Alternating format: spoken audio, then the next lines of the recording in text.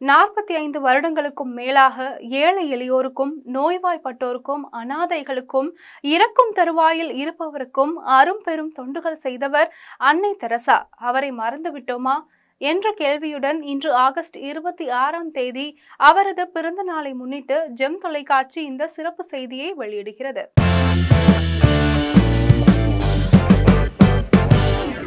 நீல நிற கோடுகள் போட்ட வெள்ளை நிற சேலை என்பதுதான் அன்னை தெரசாவின் அடையாளம். இது ஒரு பெண் துறவியின் அடையாளம் மட்டுமல்ல, உலகம் முழுவதும் அன்பை விதைத்த ஒரு அன்னையின் மிக எளிமையான கைத்தறி நினைவு சின்னம். 750 கோடி மக்கள் தொகை கொண்ட இந்த உலகத்தில் ஒவ்வொருவருக்கும் ஒவ்வொரு தாய் உண்டு. ஆனால் உலகம் முழுக்க ஒரு தாய் உண்டு என்றால் அது அன்னை தெரசாவை தவிர வேறு யாரும் இல்லை. எந்தவித விமர்சனங்களுக்கும் ஆளாகாமல், வாழ்நாள் முழுவதும் போலித்தனம் எதுவும் இல்லாமல், அன்பும் பாசமும் தான் மனிதனின் வடிவம் என்ற தத்துவத்தை தாரக மந்திரமாக கொண்டு உலகம் முழுவதும் அன்பை விதைத்தவர் அன்னை தெரசா. 1910ஆம் ஆண்டு ஆகஸ்ட் மாதம் 26ஆம் தேதி அல்பேனியா நாட்டில் பிறந்தவர் அன்னை தெரசா. இவரது இயற்பெயர் ஆக்னஸ் கோன்ஜா. கோன்ஜா என்றால் ரோஜா அரும்பு என்று பொருள். ஆகஸ்ட் மாதம் 26ஆம் தேதி இவர் பிறந்த போதிலும் அவர் திருமுழுக்கு பெற்ற ஆகஸ்ட் 27ஆம் தேதியையே தனது உண்மையான பிறந்த நாளாக கருதினார். அல்பேனியா நாட்டில் ஸ்கோடர் என்ற பகுதியில் வாழ்ந்து வந்த நிக்கல் மற்றும் டிரானா ஆகிய தம்பதியினரின் கடைசி குழந்தையாக பிறந்தவர். இவரது தந்தை நிக்கல் அல்பேனிய நாட்டு அரசியல்வாதி ஆவார். ஆக்னஸுக்கு 8 வயதாக இருக்கும் பொழுது அவரது தந்தை இறந்து விட்டார். தாயாரின் கண்காணிப்பில் வளர்ந்த கோன்ஜா குழந்தை பருவத்திலேயே மறைப்பணியாளர்களாலும் அவரது சேவைகளாலும் ஈர்க்கப்பட்டு தனது 12வது வயதிலேயே துறவறம் மேற்கொள்ள முடிவு செய்தார். தனது 18வது வயதில் வீட்டை விட்டு வெளியேறிய அவர் லொரேட்டா சகோதரிகள் நடத்தி வந்த சபையில் மறைப்பணியாளராக தன்னை இணைத்துக் கொண்டார். இதன் பிறகு தனது வாழ்நாள் முழுவதும் கடைசி வரையிலும் தனது தாயையும் அல்லது உடன் பிறந்த சகோதரியையும் அவர் மீண்டும் பார்க்கவே இல்லை. ஆங்கிலம் கற்றுக்கொள்வதற்காக அயர்லாந்தில் உள்ள பலோரெட்டா தனியார் மடத்திற்கு சென்ற ஆக்னஸ் 1929ஆம் ஆண்டு இந்தியா வந்தடைந்து இமயமலை அருகே உள்ள டார்ஜிலிங்கில் தனது துறவற பயிற்சியை ஆரம்பித்தார். 1948ஆம் ஆண்டில் கன்னியர் மடத்தை விட்டு வெளியேறி ஏழைகள் மத்தியில் வாழ்ந்து கொண்டே அவர்களுக்கு உதவ வேண்டும், அதுவே இறைவனின் கட்டளை என்ற முடிவை மேற்கொண்டு லொரேட்டா துறவற சபையின் உடைகளை களைந்து நீல கரையிட்ட சாதாரண வெள்ளை பருத்தி புடவையை அணிந்தார். இந்திய குடியுரிமையை பெற்றுக்கொண்டு குடிசை பகுதிகளுக்குள் சென்று சேவை செய்ய தொடங்கினார். ஏழைகள் மட்டுமின்றி ஆதரவற்றோர் மற்றும் பசியால் வாடுவோர், முதியோர் என திக்கு தெரியாத காற்றில் தவித்த ஏராளமான பேரை அவரது சேவை மூலம் மீண்டு வர செய்தார். அவரது செயல்கள் இந்தியாவின் உயர் அதிகாரிகள் கவனத்தை ஈர்த்து பாராட்டுதல்களை பெற்று தந்தன. உங்களுக்கு ஒன்று தெரியுமா? அன்னை தெரசா ஒன்றும் பணக்காரி அல்ல. அவரது டைரியில் ஒரு குறிப்பு எழுதி வைத்திருக்கிறார். மக்களுக்காக சேவை தொடங்கிய முதல் வருடம் துன்பங்கள் நிறைந்தது என்றும், வருமானம் இல்லாத காரணத்தால் உணவுக்காகவும் ஏனைய பொருட்களுக்காகவும் பிறரிடம் யாசிக்க வேண்டியது இருந்தது என்றும் குறிப்பிட்டிருக்கிறார். இருப்பினும் தனது விடாமுயற்சியாலும் மன தைரியத்தாலும் 1950ஆம் ஆண்டு அக்டோபர் மாதம் 7ஆம் தேதி பிறர் அன்பின் பணியாளர் என்ற சபையை மறைமாவட்ட அளவில் தொடங்குவதற்கு கத்தோலிக்க திருச்சபை அனுமதி அளித்தது.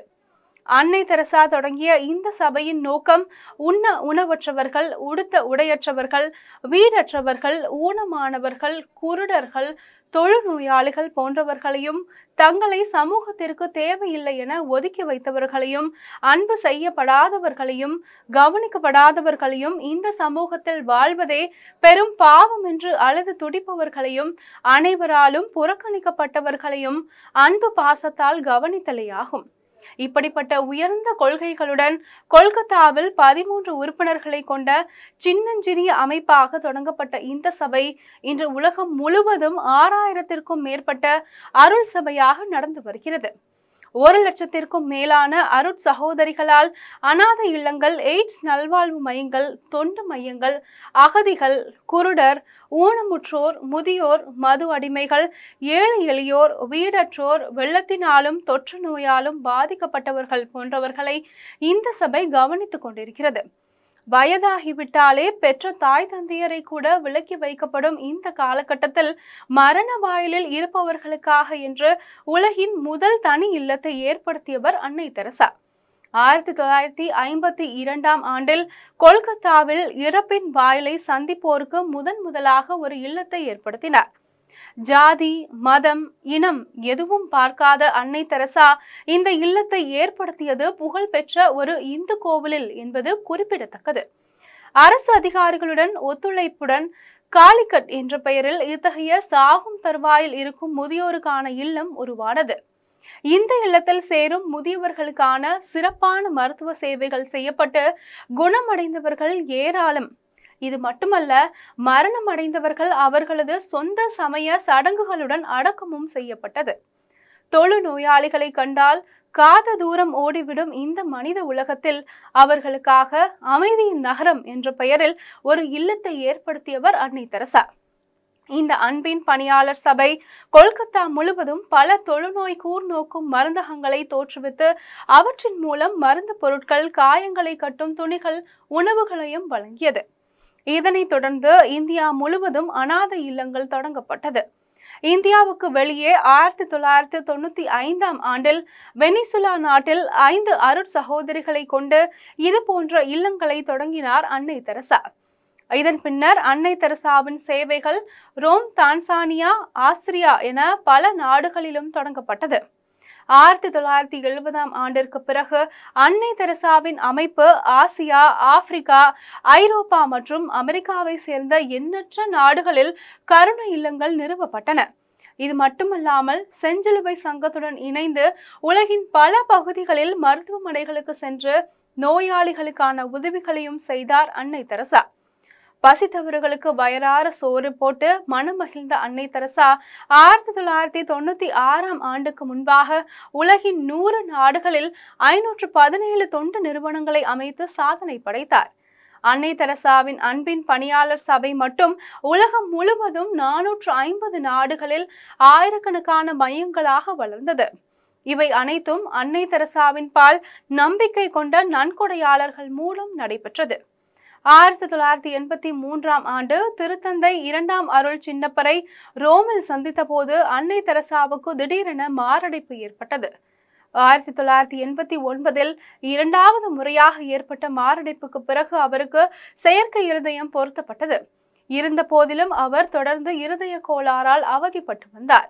தக்க பணி செய்ய முடியாததால் பிறர் அன்பின் பணியாளர் சபையின் தலைமை பொறுப்பிலிருந்து விலக முன்வந்தார். ஆனால் இந்த அமைப்பின் அருள் சகோதரிகள் அனைவரும் ஒன்றாக சேர்ந்து ரகசிய தேர்தல் மூலம் அன்னை தெரசாவையே அப்பணியில் தொடர்ந்து இருக்க செய்தனர். 1996ஆம் ஆண்டு ஏப்ரல் மாதம் அன்னை தெரசா தவறுதலாக கீழே விழுந்து அவரது காலை எலும்பு முறிந்தது. இதனைத் தொடர்ந்து மலேரியா நோயாலும் இருதய கோளாறாலும் அவதிப்பட்டார்.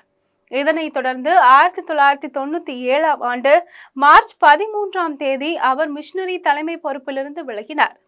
உலக மக்கள் அனைவரையும் ஒன்றாக நேசித்த அன்னை தெரசா 1997ஆம் ஆண்டு செப்டம்பர் மாதம் 5ஆம் தேதி இந்த மண்ணுலகை விட்டு மறைந்தார்.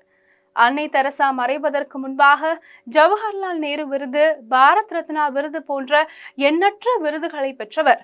1985ஆம் ஆண்டு அமெரிக்க வெள்ளை மாளிகையில் நடந்த விழாவில் அப்போது ஜனாதிபதியாக இருந்த ரெனால்ட் ரேகன் அன்னை தெரசாவுக்கு விடுதலைக்கான அதிபரின் பதக்கத்தை வழங்கியிருக்கிறார். இதுபோன்று உலக நாடுகளில் பெரும்பாலான நாடுகள் அன்னை தெரசாவுக்கு விருது வழங்கி கௌரவித்துள்ளன. உச்சகட்டமாக உலக அமைதிக்கான நோபல் பரிசு 1979ஆம் ஆண்டு அவருக்கு வழங்கப்பட்டது. ஏழ்மை மற்றும் துயரத்தை வீழ்த்தும் போராட்டத்தில் பங்கேற்றதற்காக இந்த விருது வழங்கப்பட்டதாக அறிவிக்கப்பட்டது. இந்த விருது மீது விருப்பம் கொள்ளாத அன்னை தெரசா இந்த விருது மூலம் கிடைத்த $1,92,000 பணத்தை இந்தியாவில் இருக்கும் ஏழைகளுக்கு கொடுக்கும்படி கேட்டுக்கொண்டார். நோபல் பரிசை அவர் புறக்கணிப்பதற்கான காரணத்தையும் அவர் சொன்னார். இத்தகைய விருதுகள் உலகத்தில் ஏழைகளுக்கு உதவ வழிகோலும் பட்சத்தில் மட்டுமே முக்கியமானதாக கருதப்படும் என்றார் அவர். அன்னை தெரசாவிடம் ஒரு முறை முக்கியமான கேள்வி ஒன்று கேட்கப்பட்டது. உலக சமாதானத்தை மேம்படுத்த நாம் என்ன செய்ய வேண்டும் என்ற கேள்வி கேட்கப்பட்டது. அதற்கு அன்னை தெரசா சொன்ன பதில், வீட்டிற்கு போய் உங்கள் குடும்பத்தை அன்பு செய்யுங்கள் என்றார். அன்னை தெரசா தனது நோபல் பரிசு நன்றி உரையில் ஒரு முக்கிய கருத்தை தெரிவித்தார்.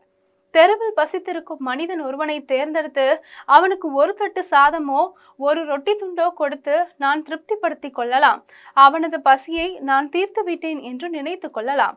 ஆனால் அந்த மனிதன் யாருக்கும் தேவையற்றவனாக, அன்பு செய்யப்படாதவனாக, மனம் கலங்கியவனாக, இந்த சமுதாயத்தை விட்டு ஒதுக்கப்பட்டவனாக இருக்கும் பொழுது அவனது நிலைதான் என்னை அதிகம் பாதிக்கிறது. அதை நான் மிக கடினமாக உணர்கிறேன் என்றார். அன்னை தெரசா வாழ்ந்த போதும் மறைந்த போதும் உலகின் புகழ்பெற்ற தனி நபராக ஐநா சபை அறிவித்தது. 1999ஆம் ஆண்டு அமெரிக்காவில் நடத்தப்பட்ட ஒரு கருத்து கணிப்பில் 20ஆம் நூற்றாண்டின் அதிகமாக புகழப்பட்ட பெண்மணி அன்னை தெரசா என்று தெரிவிக்கப்பட்டுள்ளது.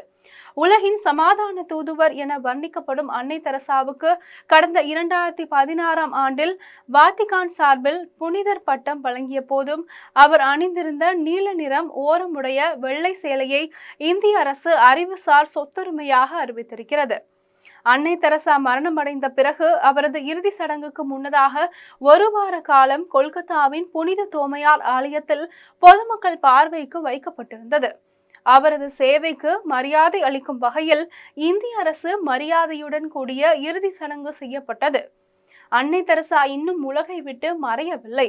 பிறரிடம் அன்பு காட்டும் ஒவ்வொரு மனிதன் இதயத்திலும் அன்னை தெரசா இன்னும் வாழ்ந்து கொண்டுதான் இருக்கிறார். பணம் மட்டுமே வாழ்க்கையின் இலக்கு என்று ஓடிக்கொண்டிருக்கும் மனிதர்கள் அன்பை தொலைத்துவிட்டு அமைதி நிம்மதி இல்லாமல் கோபத்துடன் குடும்பம் நடத்தி வருகிறார்கள். இந்த நல்ல நாளில் அன்னை தெரசாவின் தத்துவமான வீட்டுக்கு போய் குடும்பத்தாருடன் அன்பு செய்வோம். அக்கம் பக்கத்து ஏழைகளுக்கு நம்மால் முடிந்த அன்பு செய்வோம். ஜெம் தொலைக்காட்சியின் நல்வாழ்த்துக்கள்.